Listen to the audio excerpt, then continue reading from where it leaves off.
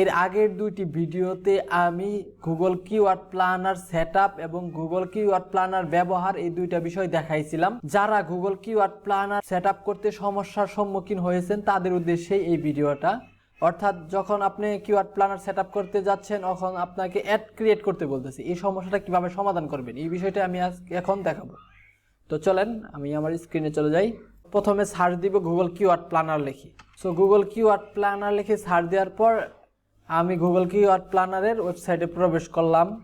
দেন তারপরে go to keyword planner.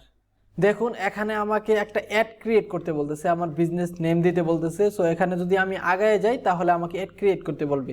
এই সমস্যা অথবা অন্য কোনো সমস্যার সম্মুখীন হলে আপনারা আপনাদের এই ইমেজে ক্লিক করবেন, তারপরে এই অ্যাড গুগল অ্যাডস অ্যাকাউন্ট এটা ডিলিট করে দিবেন ডাইরেক্ট, এইভাবে রিমুভ বা ডিলিট করা শেষ হলে এই পেজটা কেটে দিবেন এবং নতুন করে আবার গুগল কিওয়ার্ড প্ল্যানারে ঢোকার চেষ্টা করবেন।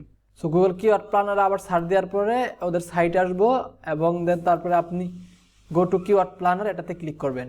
দেখুন এখানে আপনার বিলিং কারেন্টলি এটা বাংলাদেশ আছে, টাইম জোন এটা বাংলাদেশি আছে, ইউএস ডলার থাক এবং আমি এটা ইয়েস দিলাম। দেন তারপরে সাবমিটে ক্লিক করব। দেখুন সাবমিট ক্লিক করার পরে এই অপশনটা এসে পড়ছে ক্রংগেস। সো আমি এখানে এক্সপোরে ক্লিক করব, গেট ইট ডান। এখন আমি যে কোনো কিওয়ার্ড লিখে সার্চ দিতে পারবো, যেমন ধরুন এখানে ইংরেজি বাংলা যেটা মনে চাই আমার এটা লিখে সার্চ দিতে পারবো। কিভাবে গুগল কিওয়ার্ড প্ল্যানার ব্যবহার করবেন এই সম্পর্কে যারা জানেন না তারা আমার আগের দুইটি ভিডিও দেখে নিতে পারেন, কারণ আমি এই গুগল কিওয়ার্ড প্ল্যানার ব্যবহার করি আমার ওয়েবসাইটের জন্য বাংলা কিওয়ার্ড রিসার্চ করি। সো আপনি এটা ব্যবহার করে আপনার ওয়েবসাইটের জন্য বাংলা ইংরেজি বা অন্যান্য যে কিওয়ার্ড আছে এগুলো সবটি রিসার্চ করতে পারবেন।